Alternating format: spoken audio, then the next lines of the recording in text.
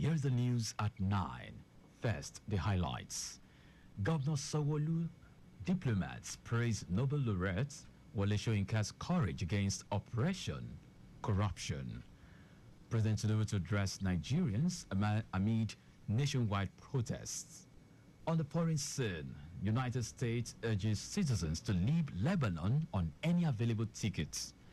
And in sport, tennis titans Novak Djokovic, Carlos Alcaraz set for rematch in Paris 2024 men's tennis singles final.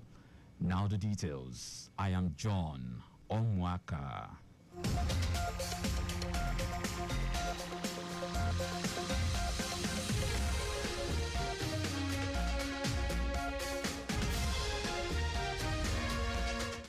Lagos State Governor Babajide Sanwo-Olu, along with the Consul General of India in Lagos, Kamdar Maulu Kumar Kern, and the British Deputy High Commissioner in Lagos, Johnny Baxter, have commended Nobel laureate Wole Soyinka for his unwavering stance against oppression, corruption, and human rights abuses. The governor and the diplomats gave the commendation at an event held in honor of Soyinka at the residence of the British Deputy High Commissioner in Ikoyi, Lagos, Nigeria, as part of activities to celebrate his 90th birthday. Soyinka, known for his fearless criticism of corrupt leaders and his advocacy for human rights, was hailed by the Lagos State Governor as a true Nigerian hero and a global icon of intellectual and moral courage. Governor Sanwo-Olu, who was represented by the Permanent Secretary of Health District 3, Monsurat Adeleke, described the non-Nigerian as a beacon of hope and a shining example of courage in the face of adversity, noting that the celebrants has inspired generations to stand up for their rights and fight against injustice. The governor also highlighted Soyinka's impressive body of work, which includes powerful plays and thought-provoking essays that have transcended cultural and linguistic barriers, earning him a place among the greatest writers of our time. Sanwo-Olu expressed deep gratitude to Soyinka for his invaluable contributions to society. Diplomats from various countries also praised Soyinka's contributions to literature, human rights, and social justice. British Deputy High Commissioner Johnny Baxter specifically noted that Soyinka's work has had a profound impact on the global community, inspiring people to speak out against oppression and demand accountability from leaders. The newly appointed provost of the Lagos State College of Health Technology, LASCO heads Olasupo Akewushola, has met with the academic staff, imploring them to maintain professionalism and diligence in their interactions with students. During his inaugural meeting with the academic staff, Akewushola emphasized the importance of the college's role in impacting knowledge and shaping future healthcare professionals. He assured staff of his commitment to their welfare and that of the students, signaling the start of significant positive changes. Akewushola promised that all lecture rooms within the college will be renovated to make them more conducive to learning, with necessary amenities provided. He also expressed his desire to invest in a digital portal to make students' results accessible within 2 weeks of examinations. In a bid to unlock the city's full cultural potential, Special Advisor on Tourism, Arts and Culture, Idris Aregbe, recently embarked on an exciting tour to discover the hidden treasures of Lagos, alongside some officials of the ministry.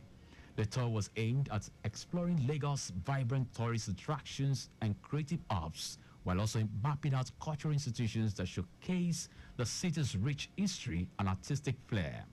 During the tour, Aregbe spoke at a gallery of arts in Lekki. We acknowledged the efforts of private gallery owners who have significantly contributed to the growth of the creative sector in Lagos. He emphasized the importance of collaboration between the government and private stakeholders in promoting arts, culture, and tourism in the state. Aregbe stated that the tour marks a significant milestone in leveraging arts and culture as drivers of economic growth, social development, and community engagement in Lagos State. A major high point of the tour was a visit to the Nigerian Conservative Foundation in Lekki, a haven for arts and nature enthusiasts, where Aregbe commended the foundation's efforts in preserving Nigeria's natural and cultural heritage in line with the state government's vision to promote sustainable tourism and cultural development.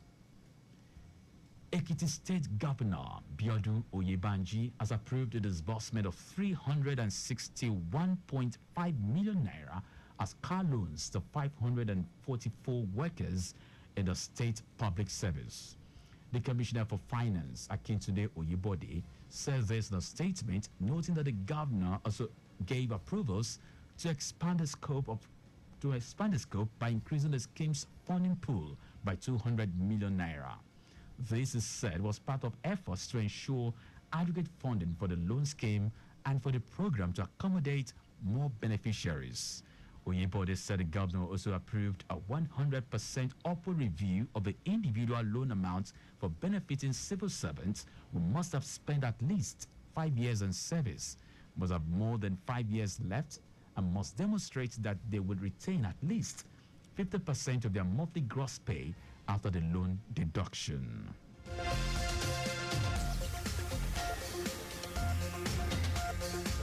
Now to the rest of the stories. President Bola Tinubu will address the nation in a broadcast on Sunday, August 4 at 7 a.m.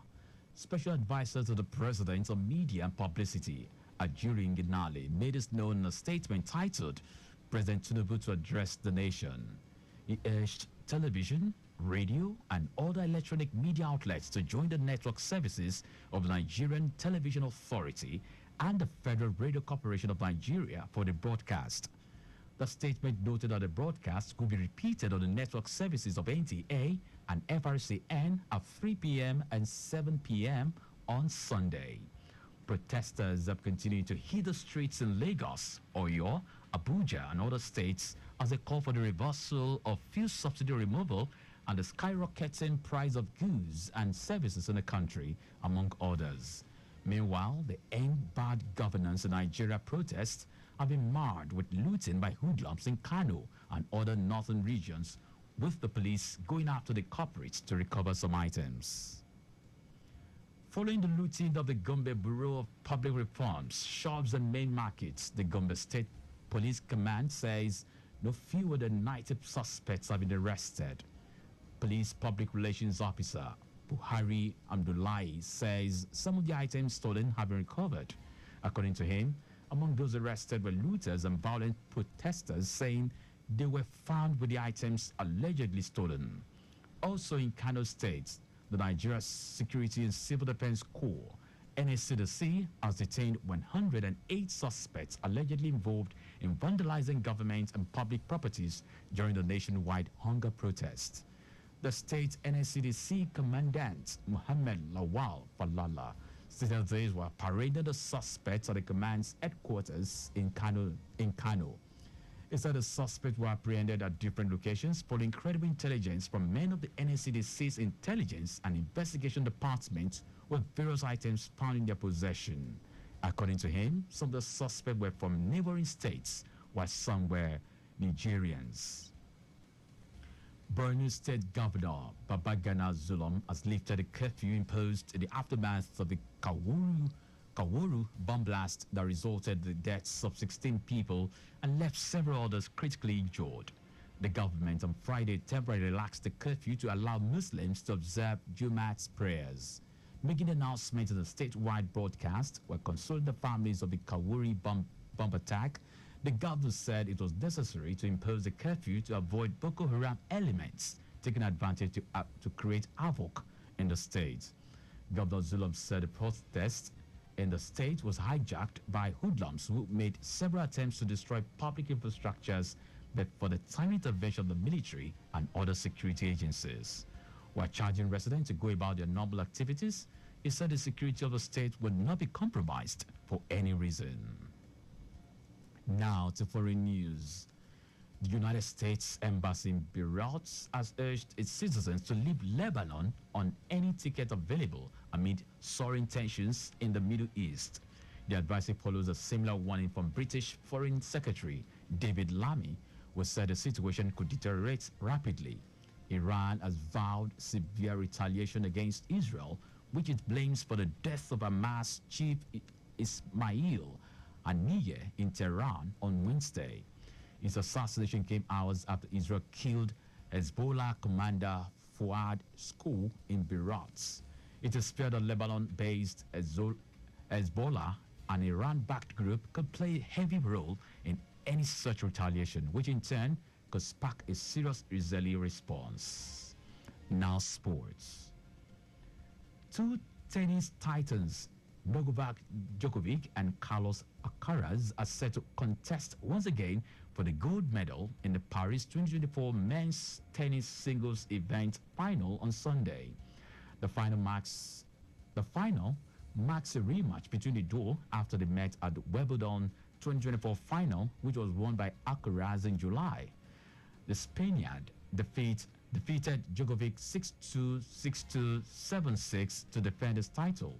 According to a report, Alcaraz is determined to leave no stone unturned in his pursuit of becoming a great tennis player. Djokovic, who eased past Lorenzo Musetti to secure his place in the gold medal match, described the final berth as a significant achievement as he aims to win his first gold medal in 16 years, following his bronze at the Beijing 2008 Olympics. And that's our news at 9. Just before we go, slow down at road junctions, intersections, and pedestrian crossings. You can follow us and like all our various social media platforms. X at Traffic Radio 961. Instagram, Lagos Traffic Radio 961. Facebook, Lagos Traffic Radio 96.1 FM. Subscribe and watch our news and programs live on YouTube at Traffic Radio 961. You can also visit our website www.trafficradio961.ng. Did you know that the Sanwo-Olu administration initiated 500 hectares rice farm technology intervention project? You can get more details on the Lagos State Government website. To end the news, here are the highlights of the major stories.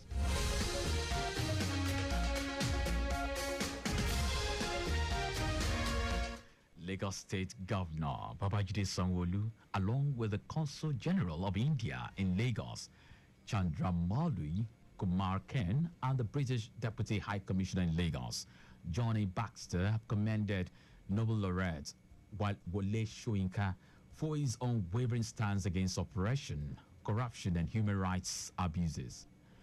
President Bola Tinubu will address the nation in a broadcast on Sunday, August 4 at 7 a.m.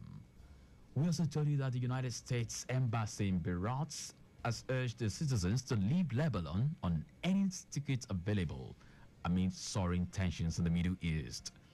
And in sport, two tennis titans, Novak Djokovic and Carlos Alcaraz, are set to contest once again for the gold medal in the Paris 2024 men's tennis singles event final on Sunday. For contact with the newsroom, send a message to info@trafficradio961.ng.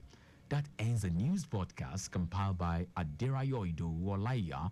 I am John Omoaka. Thank you very much for listening.